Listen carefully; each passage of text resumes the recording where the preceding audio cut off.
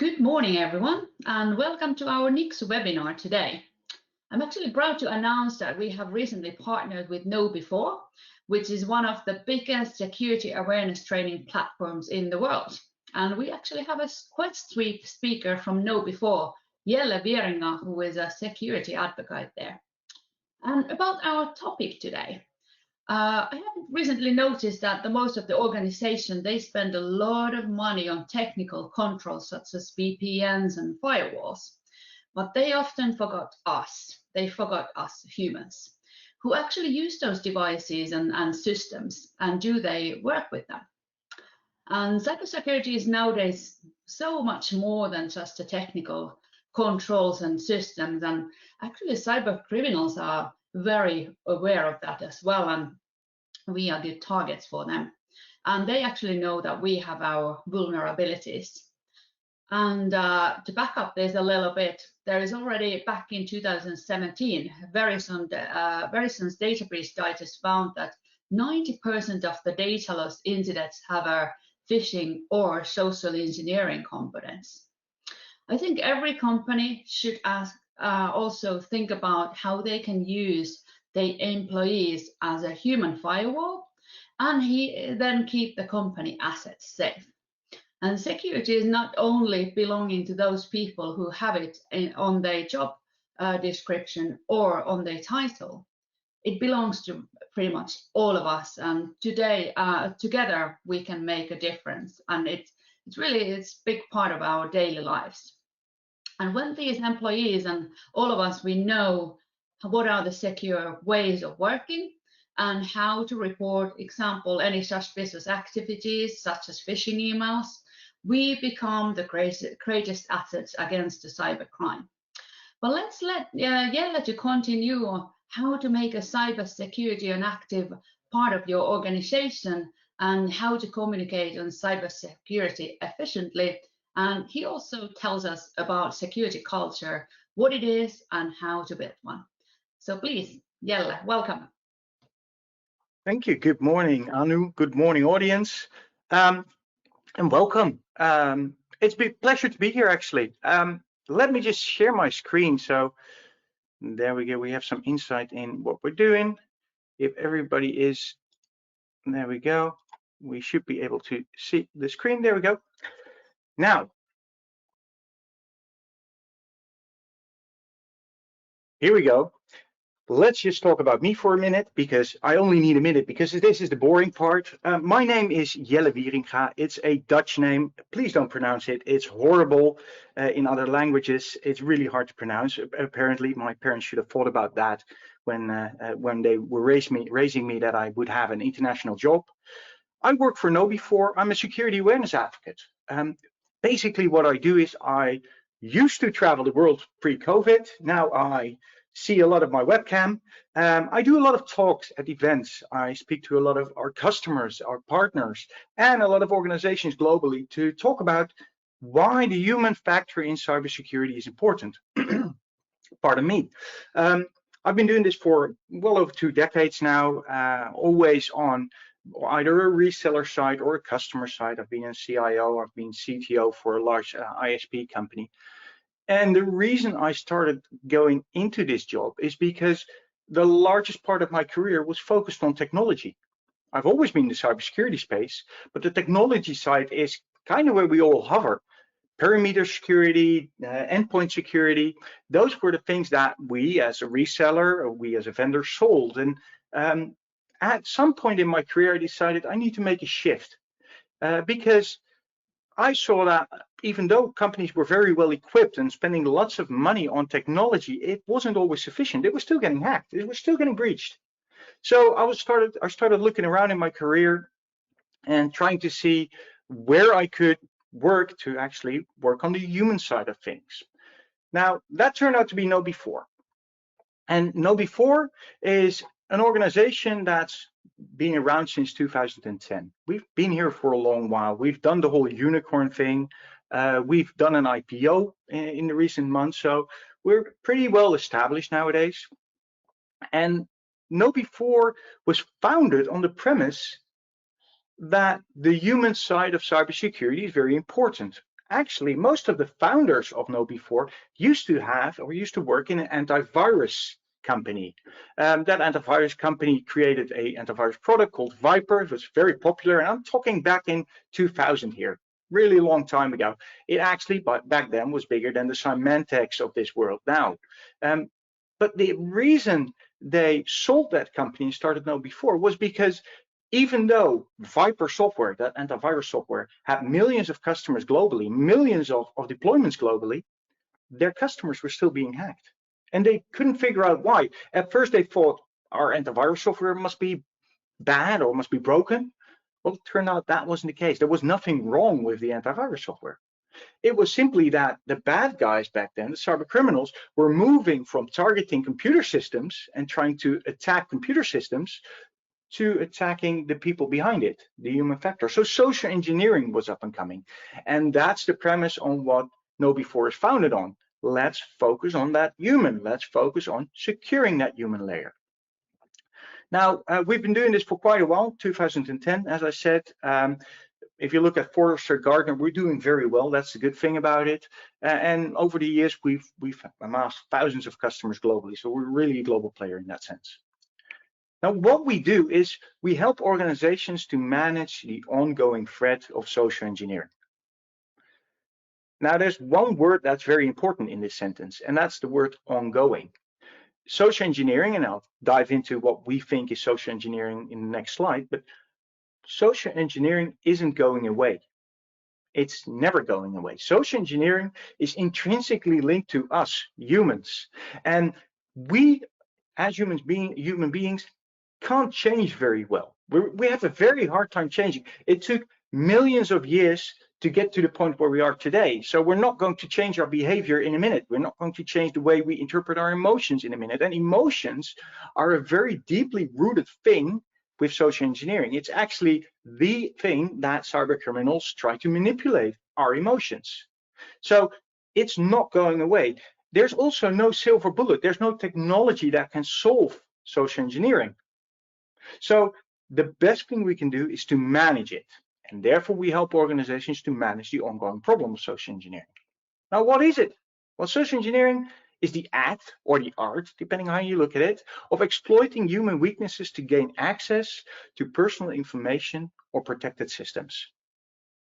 Basically, they will not attack your firewall anymore. Your firewall is a fully automated defense mitigated measure. That works perfectly. So why would a cyber criminal target that? It's a really well worked out, well-designed security device. Why wouldn't he go after something that's more vulnerable? Us, humans. So that's what most cyber criminals nowadays think about. They understand that we're more vulnerable. That's why they focus on that. But there's good ways to actually protect yourself against it. And that's why enabling your employees to make smarter security decisions. And that's the goal we strive for. We not only allow employees, end users, to be able to detect things like phishing, things like smishing, which is phishing through SMS or WhatsApp nowadays, or vishing with a V from voice phishing, something that's really big in the US, by the way, but we do see it up and coming here in Europe as well.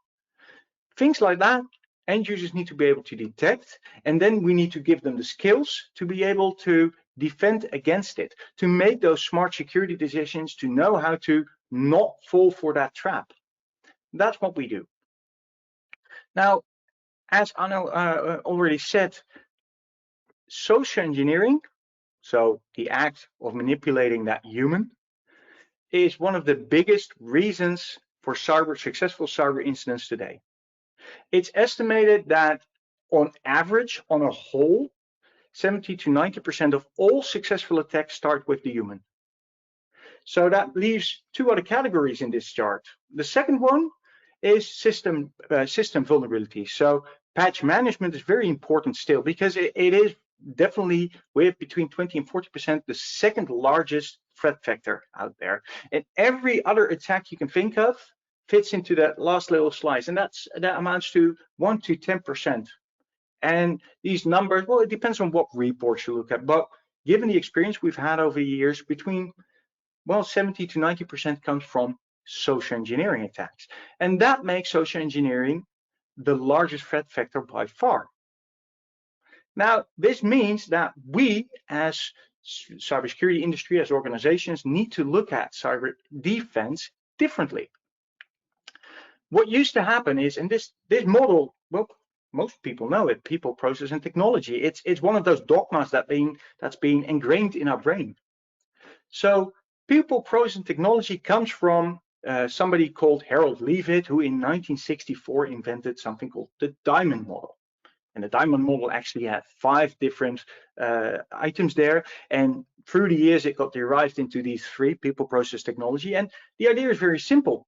If you have a holistic approach where a security issue is tackled by implementing technology to automate the defense, by implementing processes to do quality checks and quality assurance on those defenses, and by including the human in it, maybe for maintenance of processes and technologies, or maybe as an active security defense layer, then that holistic composition works really well to bolster your security posture. You actually become safer. You decrease the risk for your organization. And it's a good model, but it's really hard for organizations to follow this model. What we see happening nowadays in real life is more something like this, where we see that there's a really disproportionate reliance on technology. Organizations spend millions on the technology side of things. We as an industry, we as a cybersecurity industry, for the last 2 decades or so, have always tried to drive organizations to spend money on network security and perimeter security. Every organization has a firewall. If you don't have a firewall, well, that doesn't happen. I don't talk to organizations that don't have firewalls anymore. And if you look at IPS systems, yes, most organizations have an IPS, an intrusion prevention system, or at least an intrusion detection. That sort of thing is already common good, is well established. But if you look on the process side, we still see a lot of organizations that have some processes installed, but not everything is done. A good example of this is the 4I principle when it comes to transferring money from one account to the other, paying bills, etc. 4I principle is well known, but not implemented everywhere. And that's why business email compromise attacks, where you receive an email as an organization, somebody in finance receives an email from somebody outside the company that tells you, look, we changed our account, please wire transfer the money to the new account. Well, unfortunately, it really still happens. In the Netherlands, for instance, we had a retail organization called bol.com who wire transferred 750,000 euros in one transfer to a new account, which was supposedly from their supplier. Well, it turns out it wasn't from their supplier. It was a BEC attack from somebody unknown, and that 750,000 euros is gone, all because nobody thought to double check that wire transfer. So the processes side is already on the down and out. It's not as well established as technology. And if you look at the human factor, it's even worse. What we tend to do, most organizations do some form of training. But what we do mostly is we tell people, let's go to a classroom. They invite people there, entice them to come there by providing some food, donuts, pizza, cake, what have you. Put a classroom, a trainer in front of them, and for 2 hours blast them with information. And that's it for the year. They're done. Well, it has its value. It's better than nothing. But to be honest, it doesn't work that well anymore. Nowadays, with the new generations of people that are working on mobile, are way more digitized than previous generations, we need a new form of training. But we also need a new form of thinking about security. Because what's happening today, if you look at cybersecurity as a whole within organizations, is that the whole organization focuses on business. That's their primary goal. That's what they've been hired to do. They need to make sure the business is running. And even IT focuses on business first. IT is there to support the business, which kind of makes the security team a loner nowadays. It makes security an afterthought, something that will fix after we've built the functionality for the business. And for the business sense, if nothing goes wrong, that's fine. The business can go forward, can digitize, can innovate, can move even quicker, can increase revenue, can decrease cost. But from a risk perspective, adding security as an afterthought doesn't really work that well. And you as a security team have an issue because you want good security. You as a security practitioner understand that security is imperative for the existence of the organization. But how can you communicate this to that rest of the organization? You're just a small little speck to compare to a really, really large percentage of the organization.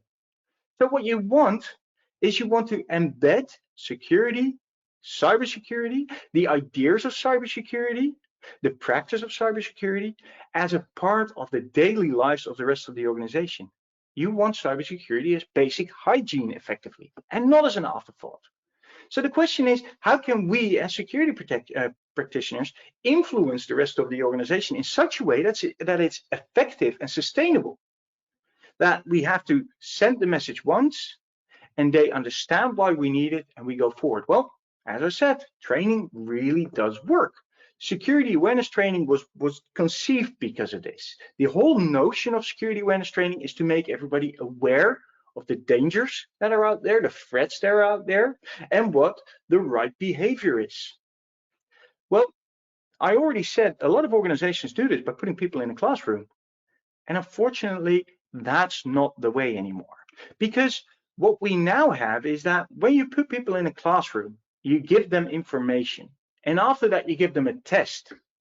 What we see happening, and there's plenty of reports out there that will sustain this, is that you feed information, you test that information, and people get a good grade out of that. So they do an exam, get a good grade. Well done. You understand what we just taught you. But there's a difference between understanding what you've just been taught and actually being able to put that into practice. So there's a difference between the fact that you're aware and actually having secure behavior. Now, the goal of the whole idea behind security awareness training isn't for people to understand the theory. It's to be able to do it in practice. It's the secure behavior that we want. So we need to change some things in our organization to be able to do this. And this is where security culture comes in. Now, security culture is a relatively new thing. It's been around for 10 years, but what we've been seeing is that only in the last 2 years or so, organizations are really picking up on this because it works. But as with everything new and everything that's a bigger idea, it's difficult to implement. So what we've been working on as KnowBe4 for the last couple of years is simply, how can you do it? How can you actually use it? How can we make it practical? How can we make it something you can achieve as an organization? So what we did a couple of years ago, we actually bought a Norwegian company called Culture. And Culture has a framework in place. And that framework is the essence of what we do today, the essence of how we implement security culture at organizations. Now, security culture can be defined as the ideas, the customs, and the social behaviors that impact the security of an organization. That really is the essence of what it is. And by thinking about it, the ideas, so notions of what it should be, customs, think about basic hygiene. Basic hygiene is something you do, you're accustomed to. And social behaviors, meaning if you see somebody else not displaying secure behavior, it's okay to challenge them. It's not a bad thing that it's happening. You're not punishing somebody else. Everybody in the organization understands that you're doing it for the better of the security of the whole organization. Somebody might have made a mistake. A mistake is not that bad. Everybody makes mistakes. You shouldn't punish somebody for it. So that's the social behavior and the social behavior aspect of how you should behave. Now, if you know this definition, it's very easy to start working on it. But we created something a little bit deeper, and that's the 7 dimensions of security culture. So we created 7 dimensions that allow you to actually measure what's going on in your security culture. The 7 dimensions are cognition, norms, compliance, communication, attitudes, responsibilities, and behavior. So the behavior, to start with that one, is behavior is important because it dominates everything. Secure behavior is what we strive for. But in order to do that, everybody needs to know that we have responsibilities. So these responsibilities need to be clearly defined. They need to state what you need to know. They need to state what you need to see. They need to state how you need to respond, what you need to say to somebody. But they also need to respond to what you feel if something happens. Do you become angry or understanding? That lies in the responsibilities. And if you know that, then you can dive deeper into, okay, so how do we want people to behave exactly? What's the norm within our organization? And you need to describe this. And if you use the 7 dimensions of a security culture and describe every dimension, you basically have a template of how security should look in your organization. Now that's the ideal world, so it doesn't happen. Trust me, you write something down and the day after you see things changing already. It needs to be flexible. You need to adapt to your workforce because working in retail has different employees, different types of employees with different characteristics than working in the finance sector, for instance. So you need to tune to what kind of organization you have. But the cool thing about the 7 dimensions is that you really are able to spec it down to build a template of what the ideal organization looks like. Now, the first thing that most organizations ask us is, does security culture actually work? Does it add value on top of what I'm already doing? Because I'm spending millions on security tools, I'm spending on technology, I've got processes in place. We do security awareness training. Why would I need security culture? Well, what turns out to be is that if you look at the numbers, if you do the studies, it turns out that organizations with a good security cultures versus organizations with a poor security culture perform 52 times better on average. And 52 times is a pretty big number. This means that if you look at, well, what we did is we looked at credential sharing. Credential sharing still is one of the largest issues within organizations today. Basically, we have one common password and we'll share it around with everyone. Or I'll give you my password, something which is a big no-no in security. But it happens in real life. So we measured this. We took an enormous set of companies and we measured how well the companies were doing on this perspective, and we rated that according to their security culture score. So companies with a good security culture score did 52 times better than companies with a bad security, or sorry, with a poor security score. This means that security culture really has an impact. Now, what do you need to do to actually attain this? Well, first of all, you need to think about your organization. You need to understand that your organization is like no other. Yes, it might look like other organizations, but there's really critical nuances there. Critical nuances that can be nuances based on regional culture. An organization in Finland is different than an organization in my country, the Netherlands. The mindset of the people is different. So you need a different approach to security culture, because the one thing you want to do is to have a security culture that fits your employees.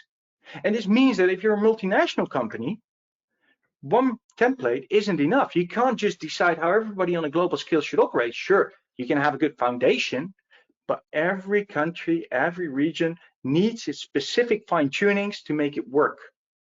But it can also be in the history of your organization. Maybe your maturity level in cybersecurity isn't really high. Or maybe you've already done a lot of things and you do have a high maturity level. So you need to attune your security culture to that aspect. Simply put, you need to write it down, create a manual out of it. So security culture, it's already in every organization for some part. That's the beauty of it, because it lives in a higher company culture. And company culture is something that every organization has. Whether you know it or not, whether you designed it or not, whether it's something you talk about or not, it's there. A company culture starts to exist when a group of people come together in an organization. So security culture, the way I usually talk about it is, if you look at company culture as a really good book, then security culture is nothing more and nothing less than a chapter within that book. It uses the narrative of the overarching book. It uses themes from the book. It uses topics and influences from that book and derive that in the chapter called security culture. So one of the things that organizations usually want is to have a fun and safe work environment for their users. Well, that's an excellent way to start thinking about security culture. How can a security culture add to the fun and a safe work environment for your users? What does a security culture need to do to attain that goal? The reason I usually link security culture back to company culture is because company culture is accepted already. It's something that's there. It's something where people don't mind it's there. It's usually actually enforced by C-level already. The board has defined we need a company culture and we need XYZ. People need to behave in a certain way. Match that to your security culture. Just add security elements to that. And if you do that, you don't have to explain why you have a separate security culture because it's part of that overarching global existing culture already. You already have ambassador programs for your company culture. Your HR department, for instance, that's one of the biggest ambassadors for a company culture. So talk to your HR department and see if they can adopt certain elements from that security culture into their already existing programs. Best way to do it, for instance, if you want to do security awareness training properly, one of the things you need to do is micro-learnings. Micro-learnings meaning instead of getting everybody into a classroom one time a year and teaching them for 2 hours about security awareness, do it differently.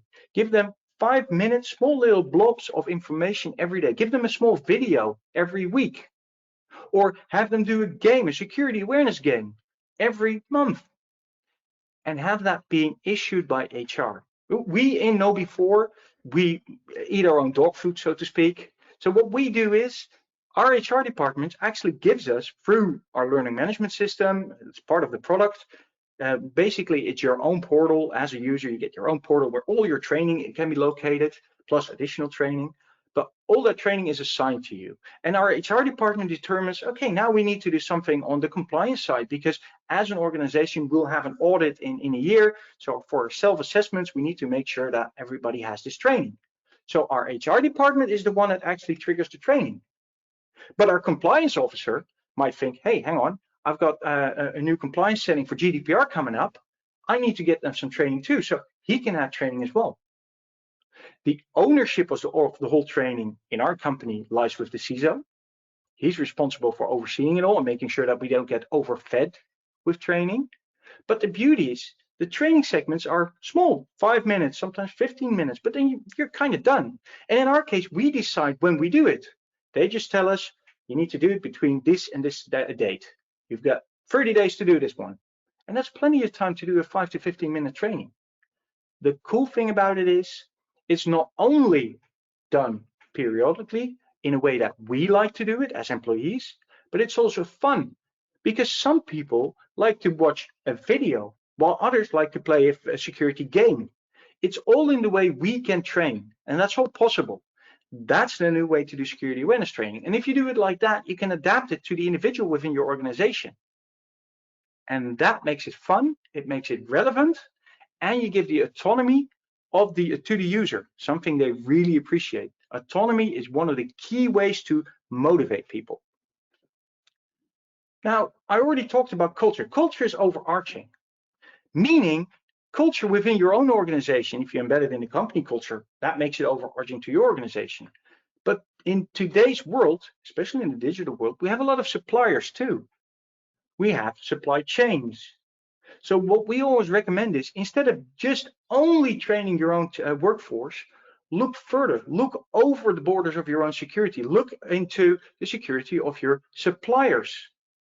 It's fairly normal nowadays to ask a contractor or supplier to do a specific set of training when they start their contract with your organization. When you onboard them, it's perfectly normal to ask them and their employees to do a certain base set of training.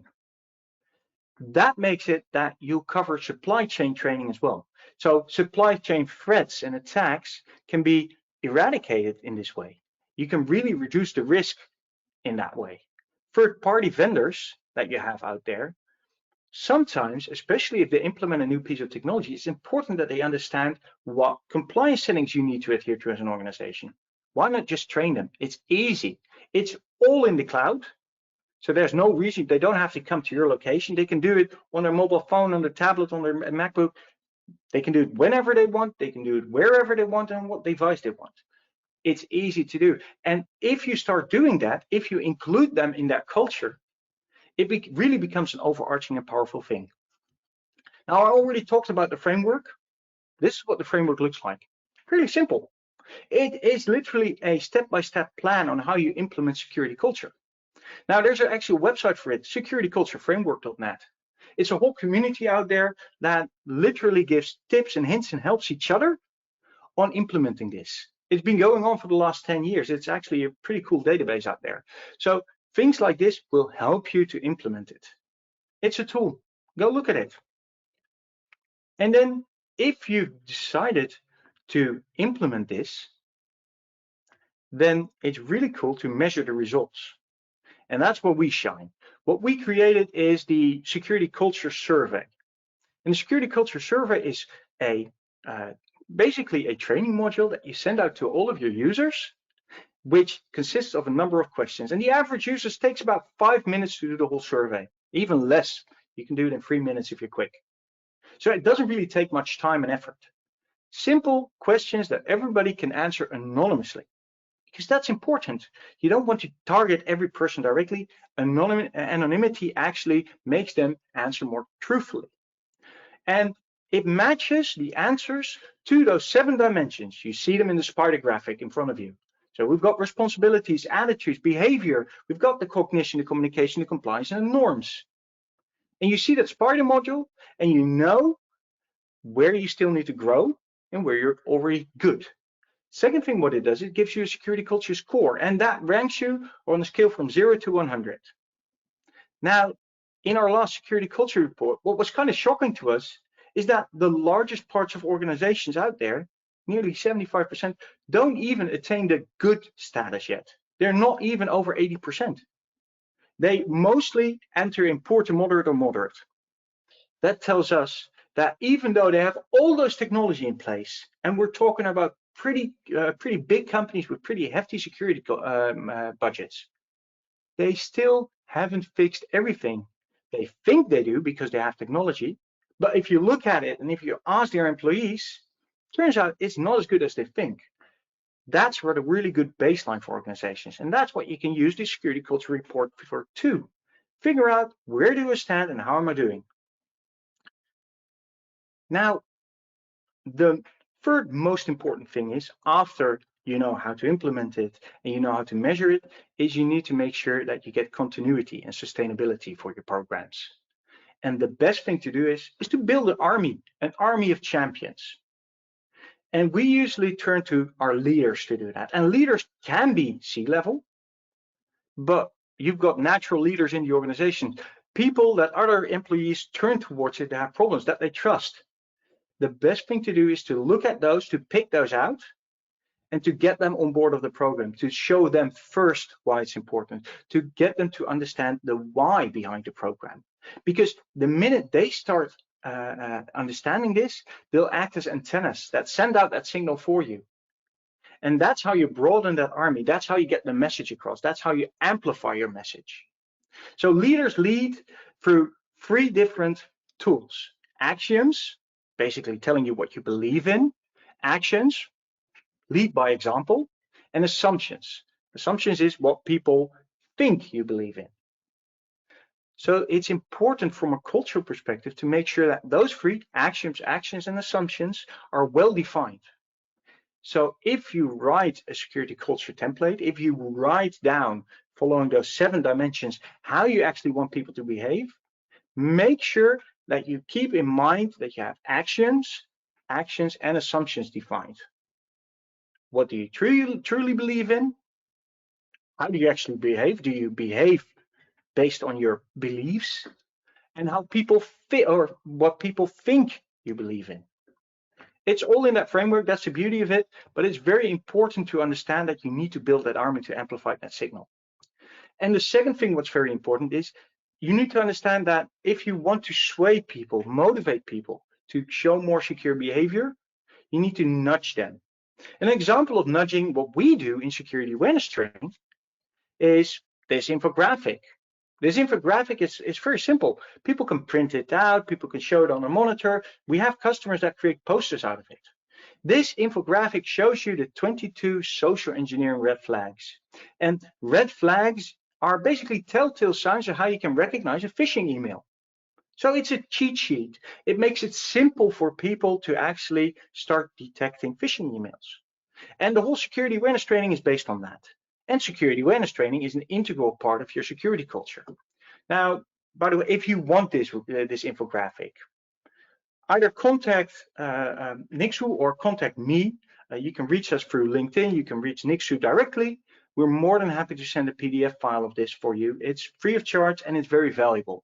You can just spread it around on your user base. It actually creates security value. It helps bolster your security posture. Now, all of those things you can do to bolster your security culture.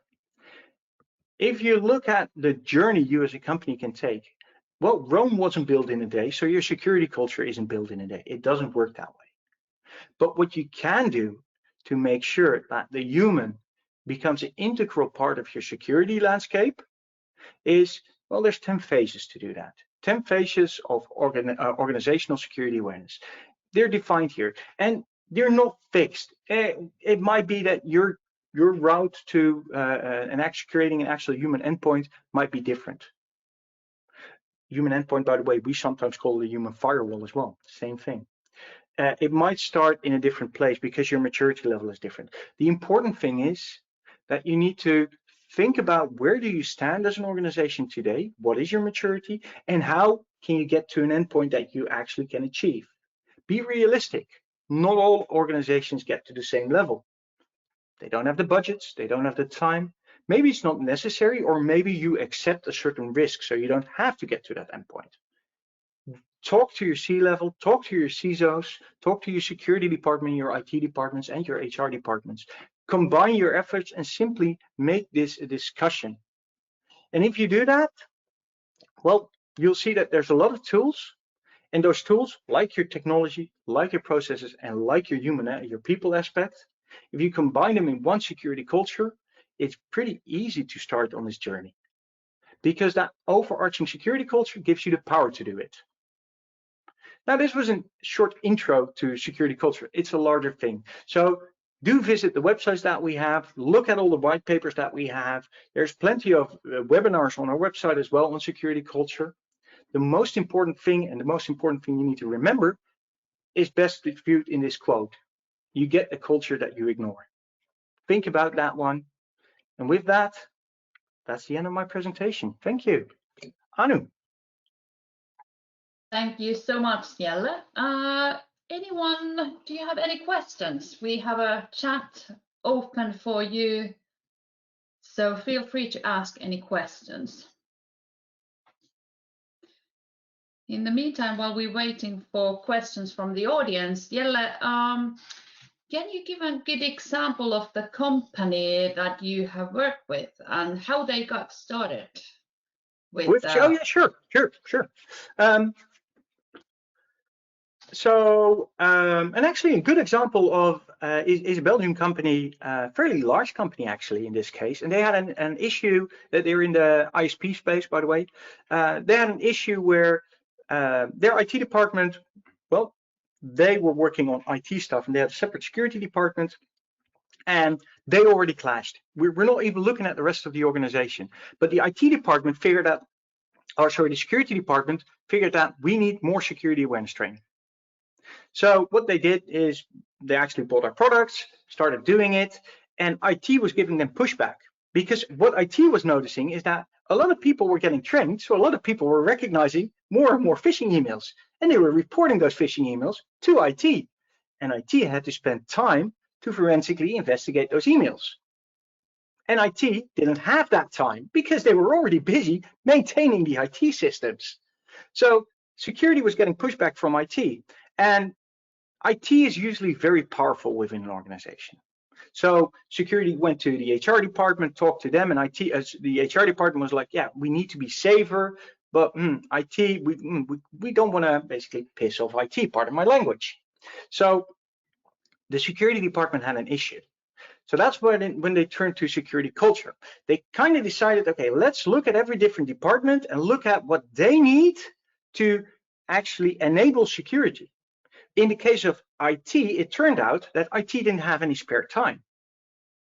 So what they did is they looked for products, that technology, AI in this case, that helped save IT time on investigating all those emails, because it was a valid thing. You could see that the amount of reported phishing emails go through the roof. It really was an issue. By doing that, the security department helped the IT department, lowered the boundary of them accepting security awareness training, which they still needed to do.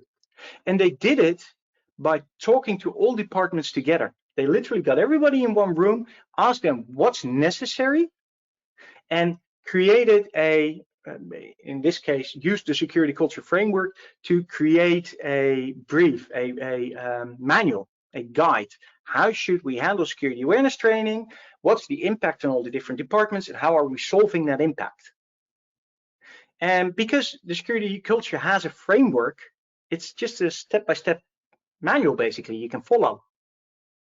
It really worked well because IT, they now actually they have a very extensive security awareness program, because IT using AI, because in using AI tools, in this case, it turned out to be our PhishER product, yay for us. But the cool thing is they eliminated the problem for IT. They also, doing that, they onboarded HR, because HR wanted to have a better way to train their people, to train their employees. So they used the same learning management system that was underlying on our platform. We provide all of our customers with an LMS. We do training, but we understand that you need a platform to do it from. So that's the learning management system. HR started using the learning management system for the security awareness training products to push their own content into. So not only was it a learning management system for security awareness training, it also had compliance in it. It also had code of conduct rules in it. How should you behave? It also had very specific videos, actually communication videos from their C-level that they implemented in the LMS, making it accessible to everyone. And that's how you build something. A security culture basically is something where you combine all of the forces of an organization and work jointly. Collaborate. That's the whole idea. So that worked really well there. That's one example, but you have, well, there's plenty of examples of how you can integrate a security culture and help that thrive your security posture. That's a great example. You mentioned that IT started to work together with HR. What are your thoughts? What other departments from the organization should work together with IT to kind of make people aware that, now we, example, are launching their security awareness program and so on. So who are all the people are needed in that process? Well, ideally everyone, but there ideal world doesn't exist. What I see in practice is HR, IT, risk department, finance department, because risk department looks at the risk for the organization, so they have a vested interest. Finance department, because the finance department usually has a lot of compliance issues, which security awareness training really helps, because compliance is a big part of that.